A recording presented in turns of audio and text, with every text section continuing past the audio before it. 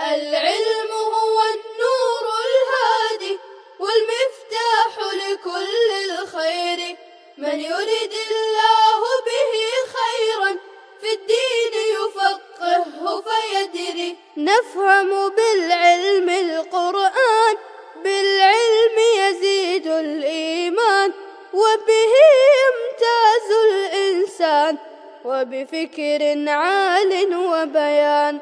تنزل بالعلم الرحمات، بالعلم تنال الجنات، وبه ترتفع الدرجات، وتضاعف فيه الحسنات. العلماء يخشون الله. والعاقبة للمتقين، والصلاة والسلام على سيد الأنبياء والمرسلين سيدنا وحبيبنا وحبيب رب العالمين محمد وعلى آله وأصحابه ومن هدى بهديه إلى يوم الدين.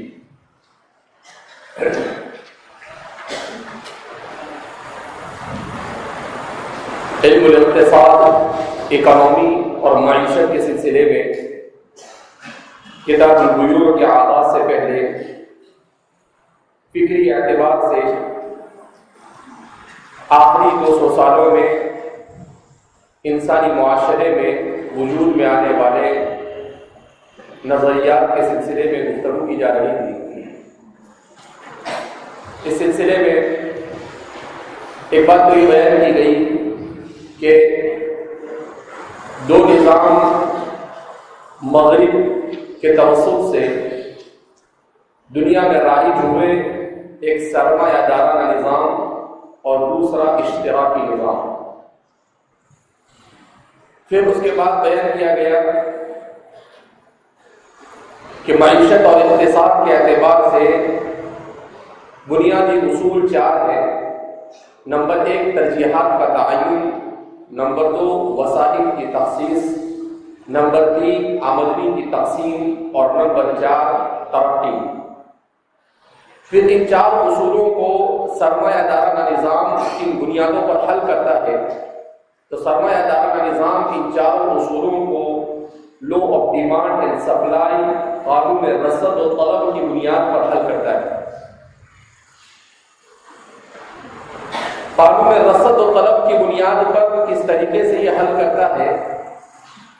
تو ان کا یہ کہنا ہے کہ جب انسان کو مارکیٹ میں کمانے کے لیے آزاد چھوڑ دیا جائے، جیسا کہ کل بتایا گیا کہ سرمایہ دارانہ نظام کا ایک اصول ہے لیزر فیئر، کہ کمانے کے لیے تاجر کو آزاد چھوڑ دیا جائے، کہ ہر آدمی اپنی مرضی سے مارکیٹ میں طلب دیکھے اور طلب کے مطابق رسد مہیا کرنا شروع کر دے. تو یہ کہتے ہیں کہ زمین کا کرایہ بھی اسی طریقے سے طے ہوگا. اس لیے کہ میں نے آپ کو بتایا کہ ان کے یہاں پر ترجیحات کا تعین یہ اسی بنیاد پر ہوگا. جیسا کہ میں نے کہا کہ ایک فرد کو مسائل درپیش ہوتے ہیں، اسی طریقے سے ایک پوری مملکت کو، ایک پورے ملک کو یہ مسائل درپیش ہوتے ہیں. ایک انسان کو درپیش ہوتے ہیں تو اس کا حل کرنا آسان ہے، مگر پورے ملک کو جب یہ درپیش ہوتے ہیں تو اس کا حل کرنا اتنا آسان نہیں ہوتا ہے. تو انہوں نے ان تمام کے تمام چیزوں میں سب سے اہم اصول یہ اختیار کیا کہ کمانے کے لیے ہر ایک کو آزاد چھوڑ دیا جائے. اور جب ہر ایک کو آزاد چھوڑ دیا جائے گا تو ہر ایک مارکیٹ میں طلب کے مطابق یہ رسد کو مہیا کرتا رہے گا، اور اسی طریقے سے یہ پورا نظام جاری و ساری رہے گا. یہ سرمایہ دارانہ نظام جس کو کیپٹلزم کہا جاتا ہے اور عربی زبان میں جسے الرأسمالیہ کہا جاتا ہے، ان کا یہ ماننا ہے. ان کے یہاں پر جہاں پر ایک اصول یہ ہے کہ کمانے کے لیے آزاد چھوڑ دیا جائے، وہیں پر یہ اپنے طور پر یہ مانتے ہیں کہ سرمایہ دارانہ نظام کی ایک دوسری خصوصیت یہ ہے کہ ان کے یہاں پر نجی ملکیت کا اصول. کیا مطلب نجی ملکیت کے اصول کا؟ نجی ملکیت کے اصول کا مطلب یہ ہے کہ آدمی کسی بھی چیز کا کوئی بھی آدمی مالک بن سکتا ہے. کسی بھی چیز کا کوئی بھی آدمی مالک بن سکتا ہے. زمین کا بھی مالک بن سکتا ہے، گھر کا بھی مالک بن سکتا ہے، گاڑی کا بھی مالک بن سکتا ہے، کپڑے کا بھی مالک بن سکتا ہے، کھانے پینے، یعنی چاہے کسی چیز کا تعلق انسان کے اپنی انفرادی زندگی سے ہو، اس کا تعلق خواہشات سے ہو، اس کا تعلق انسان کے مقاصد حیات میں سے کسی چیز سے ہو، یا اس کا تعلق وسائل سے ہو۔ اس لیے کہ میں نے آپ کو وسائل کی تخصیص کو سمجھاتے ہوئے بات بتلائی آپ کے سامنے کہ وسائل کی تخصیص کا مطلب کیا ہوتا ہے کہ ملک کے پاس کتنی زمین ہے اور اس کو کس طریقے سے اس کہ زمین کے کس حصے کو کس چیز کو بنانے کے لیے اور کس چیز کو پیدا کرنے کے لیے استعمال کیا جائے، اسی کو کہتے ہیں وسائل کی تخصیص۔ اسی کو کیا کہتے ہیں؟ وسائل کی تخصیص، الیکشن آف ریسورسز، کہ وسائل کی تخصیص اسی کو کہا جاتا ہے۔ تو فرماتے ہیں کہ سرمایہ دارانہ نظام کا یہ ماننا ہے کہ ہر ایک کو کسی بھی چیز کے مالک ہونے کا تصور دو اور وہ ہر ایک اپنے اعتبار سے جو چاہے جیسے چاہے کمائے اور اس طریقے سے وہ زندگی گزارتا رہے۔ کسی کی زندگی میں حکومت کو یا کسی مذہب کو انٹرفیئر ہونے کی، مداخلت کرنے کی چندہ ضرورت نہیں ہے۔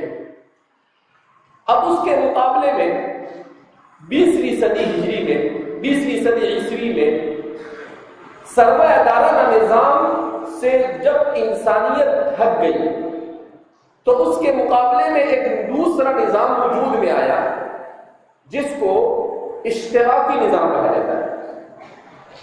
یہ 1917 میں رشیا میں وجود میں آیا۔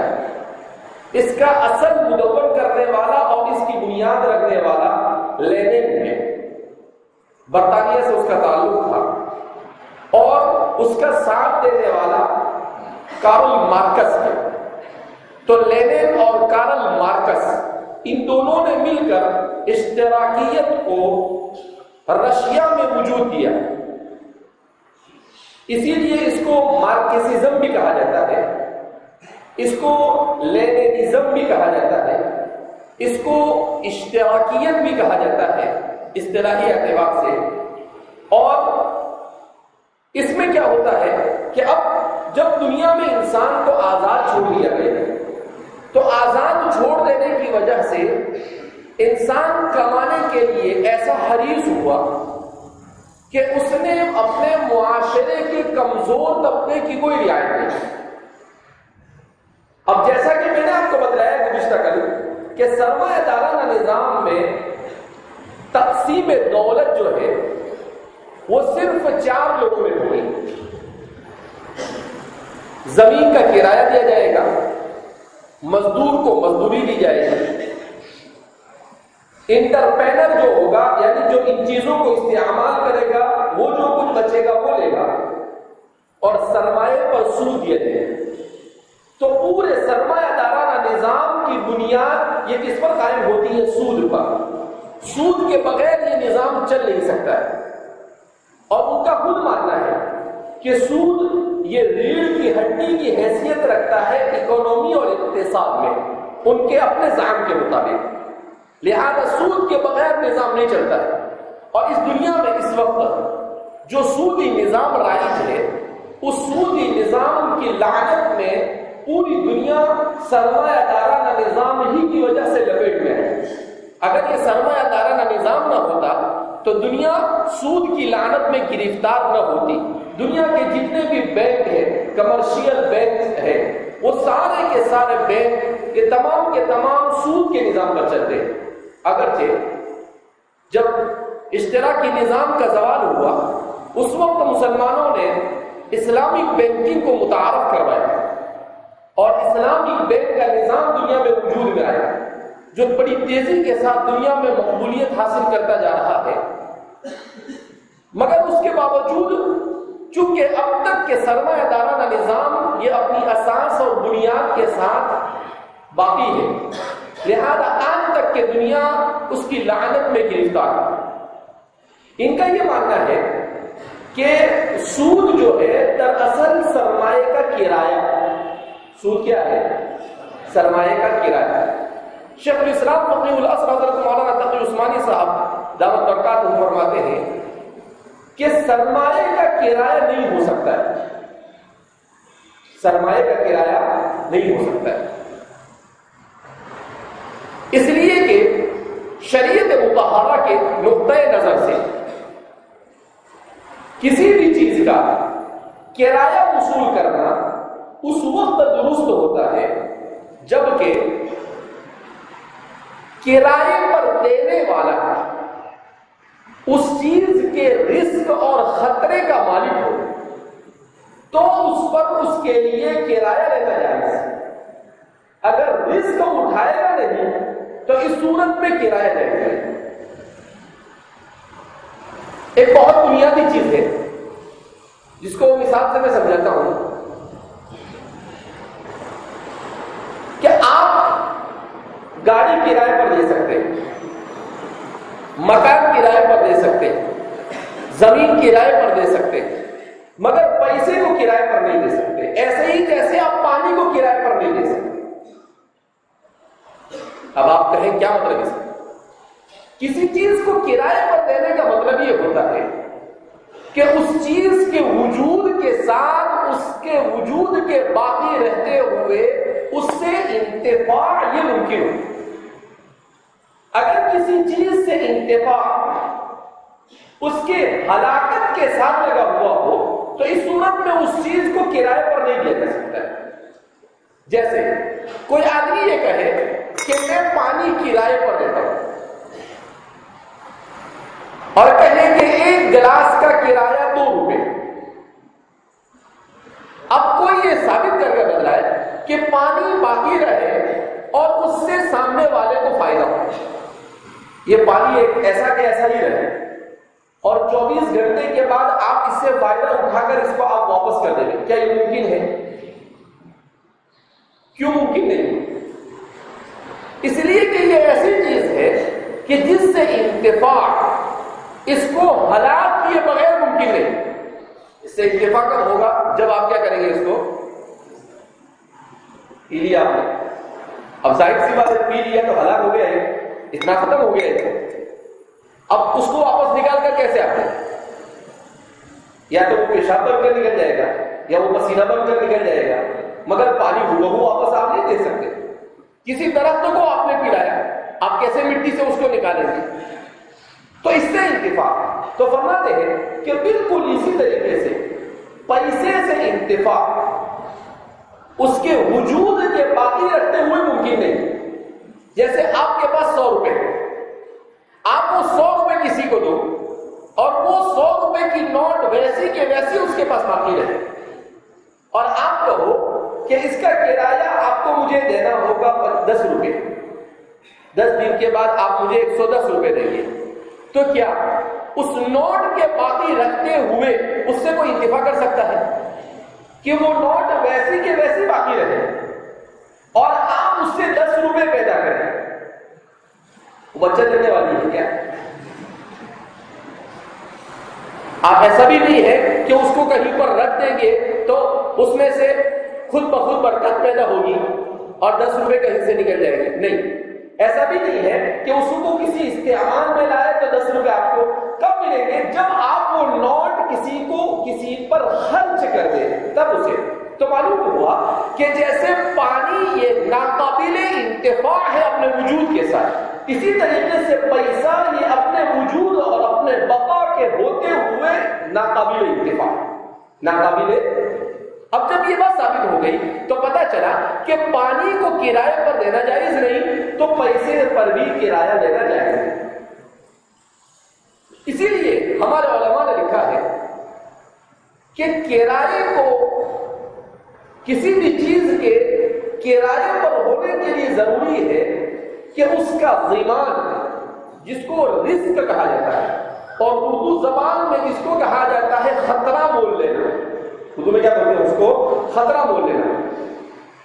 تو کسی چیز کا خطرہ جب موجب یعنی کرائے پر دینے والے کے پاس رہے اور اجیر اس سے استفادہ کرے اس کے بقا کے ہوتے ہوئے تو اس صورت میں کرایہ جائز ہے۔ جیسے گاڑی کا مالک کون ہے؟ حامل۔ حامد نے گاڑی 5 لاکھ روپے میں خریدی. اب حامد اس گاڑی کو کرائے پر دے رہا ہے. اب جب وہ کرائے پر گئی, گاڑی کا ایکسیڈنٹ ہوگا تو نقصان کس کا ہوگا؟ حامد کا. کرائے پر لے کر جانے والے سے کوئی وصول نہیں کرے گا, بلکہ اس کو سدھارنے کی ذمہ داری اس کے مالک کی ہوگی اور اس پر خرچ آئے گا. تو کیا پتہ چلا کہ گاڑی اپنے وجود کے برقرار رکھ کر ضمان مالک کے پاس رہے, اور اس سے فائدہ کون اٹھا رہا ہے؟ مستاجر اٹھا رہا ہے. کون اٹھا رہا ہے؟ مستاجر. تو اب اس کے لیے کرایہ لینا کیا ہے؟ جائز ہے. کیوں؟ اس لیے کہ شریعت نے ایک اصول بنایا, اور وہ اصول کیا ہے کہ آپ کے لیے کسی بھی چیز سے نفع اٹھانا اسی وقت جائز ہوگا جبکہ آپ اس چیز کا خطرہ مول لیں, اس کا رسک مول لیں. یعنی ربح اور نفع یہ انسان کو ملتا ہے رسک کے مقابلے میں. کس کے مقابلے میں ملتا ہے؟ رسک کے مقابلے میں. تو آپ کو جو کرایہ مل رہا ہے وہ اسی لیے مل رہا ہے کہ آپ جب گاڑی گھر سے نکلے گی تو پتہ نہیں واپس آتی بھی ہے, صحیح سالم آتی ہے یا پنچر ہو کر آتی ہے, ایکسیڈنٹ ہو کر آتی ہے, جب تک کہ وہ واپس آئے گی نہیں وہاں تک کہ آپ مستقل ٹینشن میں رہیں گے. تو آپ کو جو اس کے اوپر کہ آپ نے گاڑی لی تو آپ کی 10 لاکھ روپے کی گاڑی محمود استعمال کر رہا ہے, اس میں ڈیزل ڈالا جا رہا ہے, 2000 روپے کا ڈیزل گیا, اور اگر اس نے آپ کو 5000 روپے دیے تو 2000 ڈیزل کے گئے اور 3000 روپے جو آپ کو ملے وہ کس کے ملے؟ یہ مستقل جو آپ کو جب تک کہ گاڑی واپس آئی نہیں اس کا جو ٹینشن آپ کے دماغ میں تھا, یہ 3000 اس کے مقابلے میں آپ کو ملے. یہ 3000 آپ کو کس کے مقابلے میں ملے؟ اس کے مقابلے میں. اسی طریقے سے مکان کرائے پر دیں گے. مکان کیا کریں گے؟ کرائے پر دیں گے. تو یہاں پر بھی ایسے ہی ہوگا. مکان کا مالک کون ہوگا؟ موجر. کون ہوگا؟ اور مستاجر جو ہوگا وہ اس سے استفادہ کرے گا. وہ اس سے کیا کرے گا؟ استفادہ کرے گا. اگر مکان کو کچھ ہوا تو کس کا نقصان ہوگا؟ موجر کا, مستاجر کا نہیں ہوگا. اگر مکان ہوا طوفان میں کہیں سے ٹوٹ گیا تو مستاجر بنائے گا اس کو؟ نہیں. کون بنائے گا؟ موجر بنائے گا. کیوں؟ اس لیے کہ وہ اس کا کرایہ وصول کر رہا ہے. تو فرماتے ہیں استعمال کرنے سے اس کی قدر میں کمی ہو رہی ہے. اس کی قدر میں کیا ہو رہی ہے؟ کمی. اور یہ اس کو ٹینشن لیا ہوا, اس وجہ سے اس کے لیے اس کا نفع اٹھانا کیا ہے؟ صحیح اور درست ہے. اور پیسے جو ہے اس میں یہ چیز پائی جاتی نہیں, لہذا سرمایہ پر کرایہ ممکن ہو سکتا نہیں. تو اس لیے اسلامی معیشت نے کہا کہ اجرت کا اصول یہ سرمایہ پر منطبق نہیں ہوتا ہے, لہذا اس پر سود کا لینا یہ درست ہے نہیں. کیوں؟ کہ جب میں نے کسی کے 100 روپے دیے, کہ میں آپ کو 100 روپے قرض دیے, تو جیسے ہی وہ 100 روپے میرے پاس سے نکلے اور سامنے والے کے پاس چلے گئے تو اس کے ساتھ اس کا رسک بھی چلا گیا. کیا چلا گیا؟ رسک چلا. کیا مطلب رسک چلے جانے کا؟ کہ اگر وہ 100 روپے میرے پاس سے قرض لے گئے, وہ یہاں سے نکلا, مارکیٹ میں پہنچا اور کسی جیب کترو میں اس کا جیب کیا کر لیا؟ کاٹ لیا. اب وہ دوڑتا ہوا ہے, یار وہ 100 روپے میرے کسی نے جیب کاٹ لیے, تو میں کیا کروں؟ وہ کسی نے جیب کاٹے کہ ویب کاٹے, میرے کو کوئی مطلب نہیں, میرے 100 روپے مجھے دو, میں نے آپ کو دیے. اس کا مطلب کیا ہے کہ رزق کس کے اوپر چلا گیا تھا؟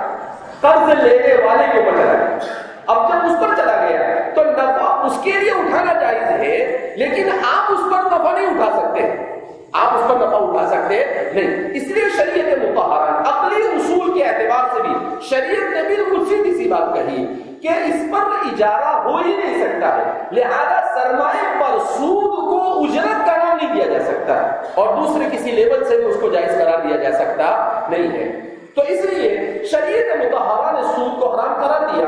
البتہ شریعت چونکہ ہم نے سرمایہ دارہ نظام کے سمجھ لیا کہ وہ کس طریقے سے لو آف ڈیمانڈ اور سپلائی کے بلبوتے پر, تو انہوں نے تقسیم دولت کا ایسے ہی کیا کہ تقسیم دولت, زمین کا کرایہ دے دو اگر ضرورت ہے, اگر مزدور ہے تو مزدور کو مزدوری دے دو, اگر کسی سے سرمایہ دیا ہے بینک سے تو اس کو کیا دے دو.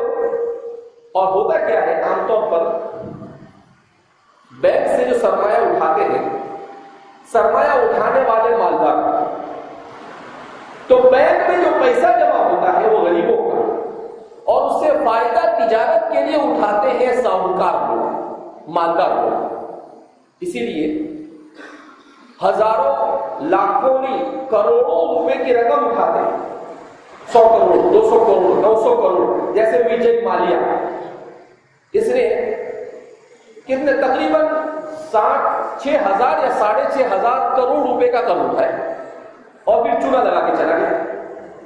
اب نقصان کس کا ہوا؟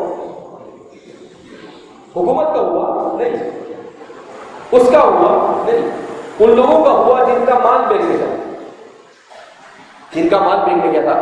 ایسے کتنے ہندوستان میں آخری 4-5 سال میں جب سے کرم فرما حکومت بیٹھی ہوئی ہے تب سے ایسے لوگ اٹھاتے ہیں قرض، اور زیادہ کیسا گملہ ہوتا ہے ہمارے ہندوستان میں 10,000 کروڑ 20,000 کروڑ 10 لاکھ کروڑ 15 لاکھ کروڑ، ایسے بڑے بڑے گھپلے ہوتے ہیں. یعنی کوئی ان کے یہاں پر کوئی اہمیت نہیں کی، ہزاروں کروڑ میں کھیلتے ہیں. تو یہ ملک، ہمارا اس ملک کو اگر اکنومی کے اعتبار سے دیکھا جائے تو اتنے انکم سورسز اس ملک کے پاس ہے کہ یہ ملک دنیا کا سب سے ترقی یافتہ ملک ہونا چاہیے. لیکن نہیں. کیوں؟ اس لیے کہ جہاں پر سیٹ پر ڈاکو اور چور بیٹھ جائے تو ظاہر سی بات ہے وہ ملک کیسے ترقی کر سکتا ہے. یہاں پر 70 سال سے کبھی چور حکومت میں آئے تو کبھی ڈاکو آئے، کبھی کوئی شریف حکومت میں آیا نہیں آج تک، اور اب تک ابھی تو کوئی امید بھی ایسی لگتی ہوتی ہے نہیں. اب تک کے پہلے کیا کہتے تھے کہ ہم کو تو ہماری عبادت گاہ مندر چاہیے، ابھی کھانے کے لالے پڑے تو اب کیا کہہ رہے ہیں کہ مندر گھر گئے، پہلے کھانا تو ملے ہم کو. ابھی دماغ میں صحیح ہو رہا ہے کا تو ایسے صحیح ہوگا کہ نہیں؟ اللہ بھی جیسے کو تیسا ہی دیتا ہے. تو یہ پوری جو دنیا کے اندر میں معیشت، اسی لیے کہتے ہیں کہ خلافت اسلامیہ جب تک کہ اس دنیا میں قائم تھی وہاں تک کہ غریبی 20% تھی اور امیری 80% تھی. خلافت کے سقوط کے بعد ابھی 100 سال بھی نہیں ہوئے پورا معاملہ الٹا ہو گیا، غریبی 80% ہو گئی اور امیری 20%. امیر کیسے ہو گئی؟ 20%. اسلام میں جو نظام معیشت جس کا بھی تعارف کرا جائے گا دنیا کے سامنے پیش کیا، ایسا زبردست نظام معیشت تھا کہ 100 سال ابھی ہوئے نہیں کہ عالم اسلام میں 100% لوگ مالدار ہوئے. کتنے فیصدی؟ دنیا کی تاریخ میں کبھی ایسا نہیں ہوا کہ پورے انسان مالدار. آپ کہیں کیسے؟ سن ہجری 99 میں حضرت عمر بن عبدالعزیز کے زمانے میں لوگ زکات لے کر مارکیٹ میں چیختے اور چلاتے تھے کہ ہے کوئی میری زکات کو وصول کرنے والا، مگر کوئی بندہ ایسا مستحق کہ زکات نہیں ہوتا تو جا کر اس کے پاس سے زکات لے. کا 6 مہینے تک مارکیٹ میں مال لے کر آدمی گھومتا تھا اپنی زکات کا. 100% لوگ مالدار تھے.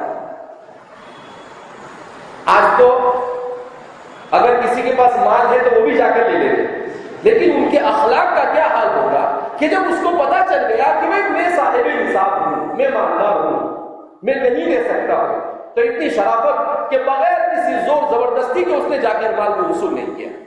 6 مہینے کے بعد تھک ہار کر حکومت سے کہا کہ اب آپ اس کا کوئی راستہ کرو، اس لیے کہ ہم کو تو کوئی زکات دینے والا مل رہا نہیں. تو یہ صرف اس لیے ممکن ہو سکا کہ اسلام نے انسان کو مارکیٹ میں آزاد نہیں چھوڑا، جس کو ابھی آگے بیچ کے جائے گا. تو سرمایہ دارانہ نظام یہ انسان کے لیے سوائے خسارے کے اور کچھ نہیں. اب ہم آتے ہیں اشتراکی نظام کی طرف کہ اشتراکی نظام کیا ہے. تو میں نے کہا کہ لینن، اس کا تعلق برٹش برطانیہ سے ہے، یہ اور اس کا دوست ہے کارل مارکس. یہ میٹریلزم اور تاریخ مادیت میں سب سے بدترین قسم کا انسان مانا جاتا ہے. اتنا بدترین انسان کہ یہ کہتا تھا، اس کو جب حکومت مل گئی تو حکومت کے ملنے کے بعد یہ ایسا سمجھ بیٹھے جیسے پوری دنیا کے مالک بن گئے. تو ایسا کہتا تھا دا گاڈ از ڈیتھ، کہ اللہ کی موت ہو چکی ہے اور یہ دنیا خود بخود ایسے ہی چل رہی ہے۔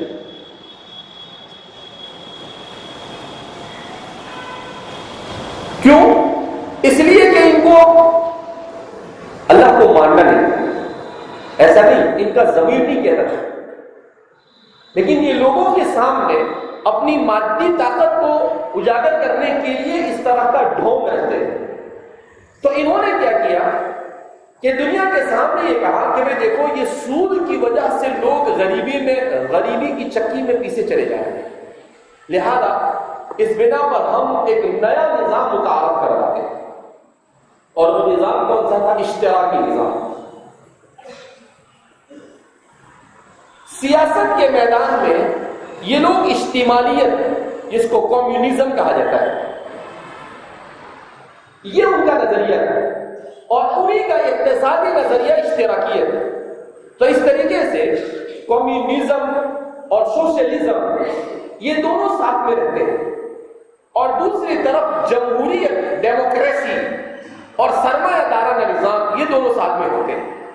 یعنی جہاں پر ڈیموکریسی اور جمہوریت ہوتی ہے وہاں پر اس کا اقتصادی نظریہ کیا ہوتا ہے؟ سرمایہ دارانہ نظام۔ جیسے ہمارا ہندوستان، ہمارا عظیم ملک ہندوستان، یہاں پر کیا ہے؟ جمہوریت، یہاں پر کیا ہے؟ تو اکنومی کے اعتبار سے ہندوستان کا نظریہ کون سا ہے؟ سرمایہ دارانہ ہے۔ کون سا ہے؟ سرمایہ داریت۔ اس کا سب سے بڑا ترجمان دنیا میں یہ امریکہ ہے اس وقت، اس کا سب سے بڑا ترجمان کیا ہے؟ امریکہ۔ اس لیے دنیا میں 3 نظام متعارف ہوئے اور تینوں سیاست کے ساتھ مل کے ہوئے ہیں۔ اشتراکیت یہ کمیونزم کے ساتھ مل کر آئی، جس کو اردو میں اشتمالیت کہا جاتا ہے۔ سرمایہ داریت یہ جمہوریت کے ساتھ مل کر آئی، اور جاگیرداریت یہ بادشاہت کے ساتھ مل کر آئی۔ جاگیرداریت کس کے ساتھ مل کر آئی؟ بادشاہت۔ ہوتا ہے نا ہمارے یہاں پر بہت سارے لوگ ہوتے ہیں، ان کے سرنیم اور ان کا کیا کہتے ہیں خاندان کو جو نام ہوتا ہے وہ کیا ہوتا ہے؟ جاگیردار۔ تو یہ کیا ہے جاگیردار؟ یہ ہوتا تھا کہ جہاں پر بادشاہی نظام چلتا تھا، ان بادشاہی نظاموں میں بادشاہ کیا کرتا تھا؟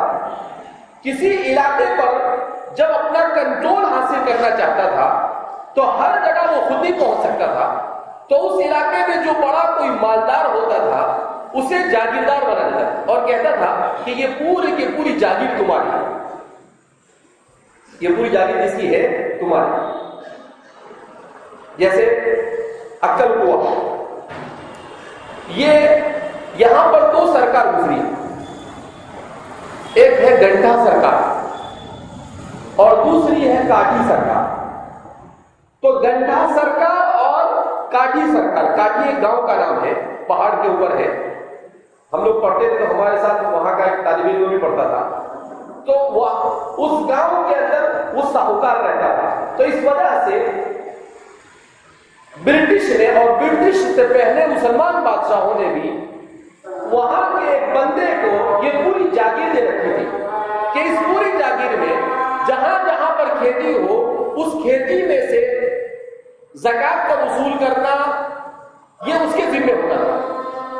تو غریبوں کے پاس بیج خریدنے کے لیے پیسے نہیں ہوتے تھے، زمین جوتنے کے لیے بیل کے پیسے نہیں ہوتے تھے، تو یہ ان کو دے دیتے تھے، اور پھر اس کے بعد ان سے ڈبل ٹیبل چوبل کیا کرتے تھے؟ وصول کرتے تھے۔ جاگیردار لوگ قسم کے جو ہوتے تھے وہ ظلم کرتے تھے لوگوں کے اوپر۔ تو یہ اس طریقے سے نظام یہاں پر جیسے گنٹا سرکار، یعنی ایک زمانے میں پوری جاگیر ان کی تھی، تو وہ پورے علاقے کے ساہوکار ہوتے تھے، اور آج وہ پورے کے پورے لوگوں کے یہاں پر کام کر رہے ہیں، انہی کی نسل۔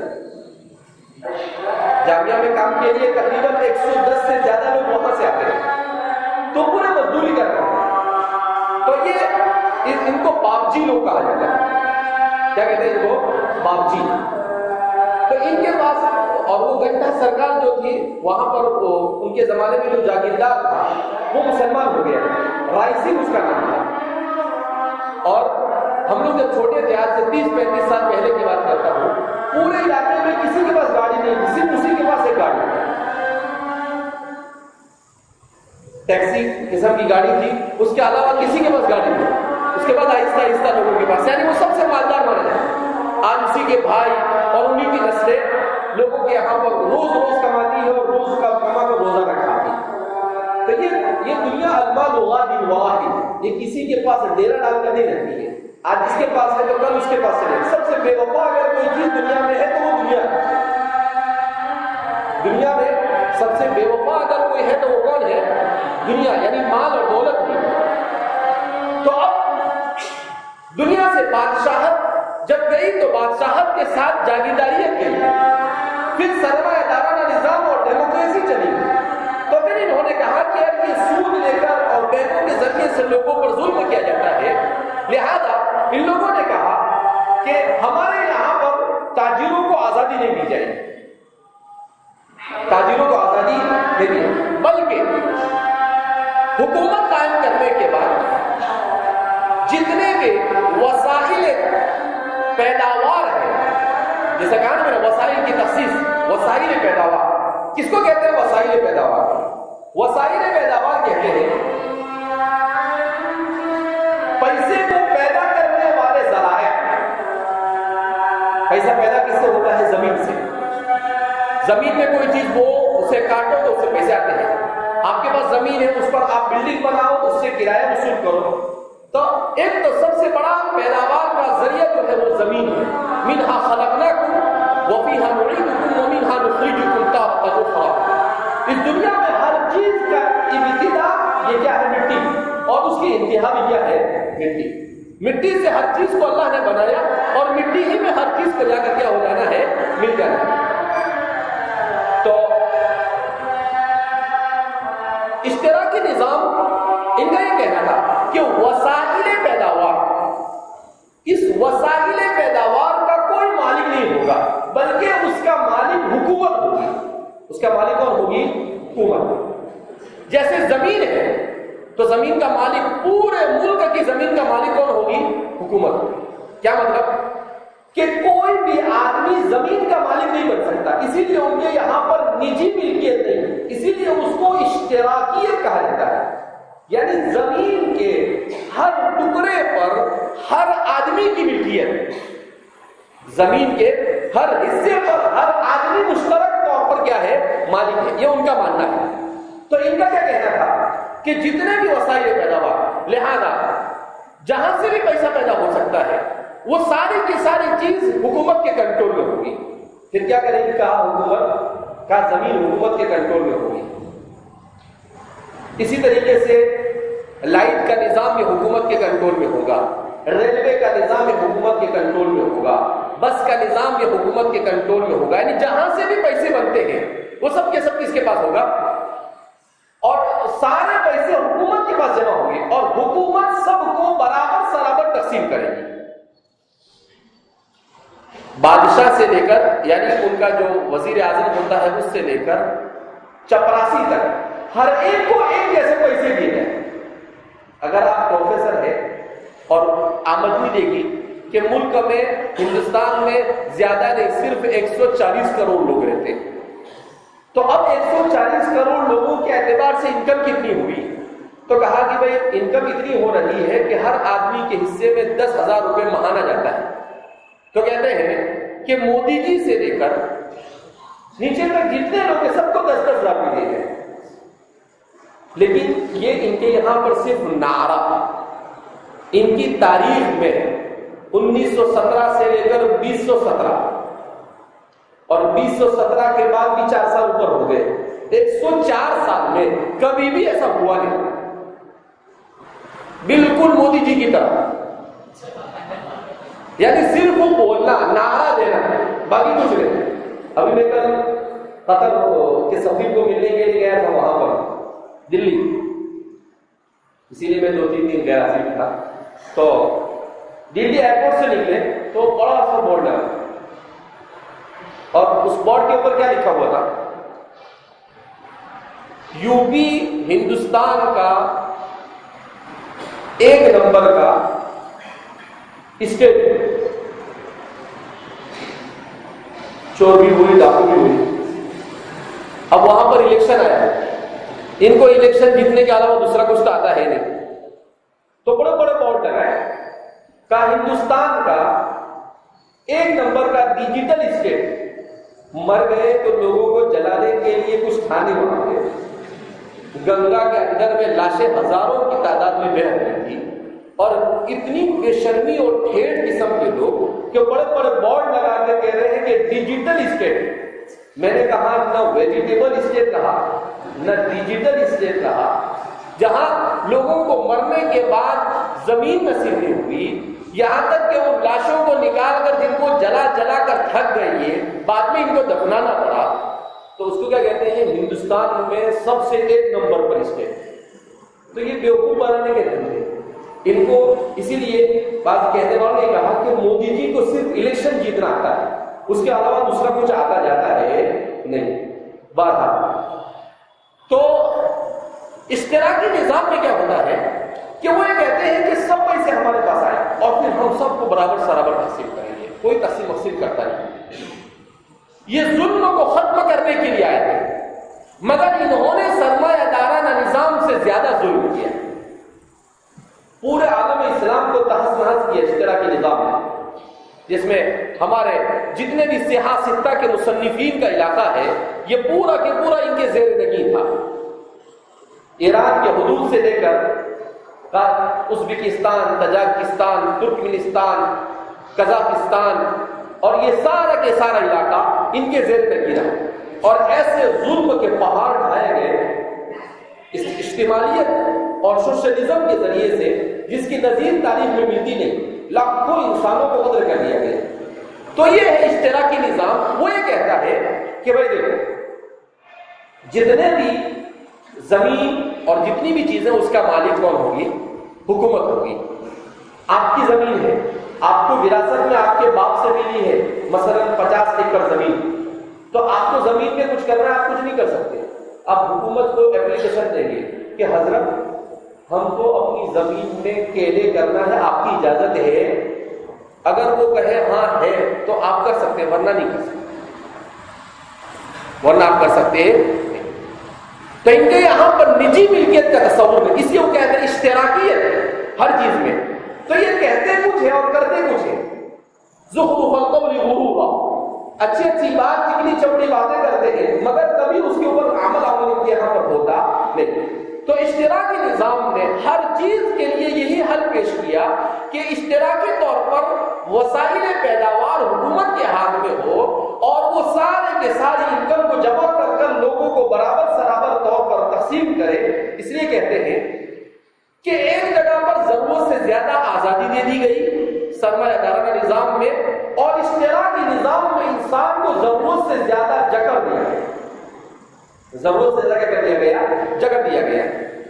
تو وہاں پر انسان آزادی کی وجہ سے شریر بن جاتا ہے، اور یہاں پر انسان تنگ آیت بجن آمد، جب انسان تنگ آتا ہے تو جب پر آمدہ ہو جاتا ہے. تو انسان کو اتنا ظلم میں پیسا جاتا ہے کہ انسان فتنہ پروری پر اتر آتا ہے. تو دونوں صورتوں میں انسان فتنے پر جاتا ہے. تو اسلام نے اس کا صحیح حل پیش کیا. شیخ الاسلام حضرت مولانا تقی عثمانی صاحب اور اقتصادیات کے ماہرین لکھتے ہیں کہ اسلام کے اقتصادی نظام کو سمجھنے کے لیے سب سے پہلے تو ہمیں اس بات کو سمجھنا ہوگا کہ مغرب کے یہاں پر دنیا سب کچھ ہے.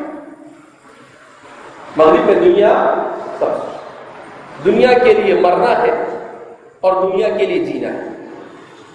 اس لیے اسلام میں حقیقت میں آخرت کے لیے جینا ہے، دنیا کے لیے جینا نہیں ہے. انسان دوسروں کے لیے اور اپنی آخرت کو بنانے کے لیے جینا سیکھے، یہ ہے اسلام. لہذا اسلام بنیادی طور پر اسلام کا اقتصادی نظام قرآن اور حدیث میں ترجیحات کا تعین، وسائل کی تخصیص وغیرہ کو ان اصطلاحات کے ساتھ بیان نہیں کیا گیا، مگر ان اصولوں کو قرآن اور حدیث نے بیان کیا.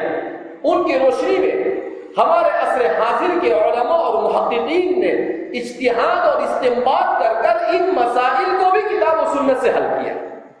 ان مسائل کو بھی کس سے حل کیا؟ کتاب و سنت سے. تو کتاب و سنت میں کون سی آیتیں ایسی ہیں جو اسلام کے انتہائی توازن اور اعتدال کے حامل اقتصادی نظام کو سمجھاتی ہے؟ تو انشاءاللہ آئندہ کل ہم اس کو سمجھنے کی کوشش کریں.